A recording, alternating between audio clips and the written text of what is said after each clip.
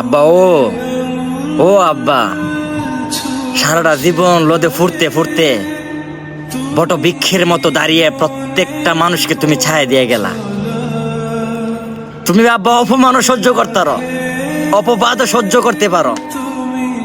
এই জীবনের লগে এত দিনে বছরের পর বছর তুমি স্ট্রাগল করতে করতে তুমি নিঃস্ব হয়ে গেছো আব্বা। তারপরেও তুমি হাল ছাড়ো নাই, তারপরেও তুমি হাল ছাড়ো না আব্বা। এই জীবনের লগে যুদ্ধ করতে করতে তুমি এখনো পর্যন্ত টিকে আছো।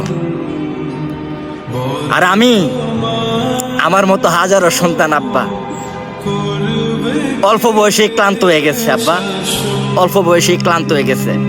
পারতেছে না আব্বা, পারতেছে না। এই জীবনের লগে যুদ্ধ করতে করতে আর কোলাইতে পারতেছে না।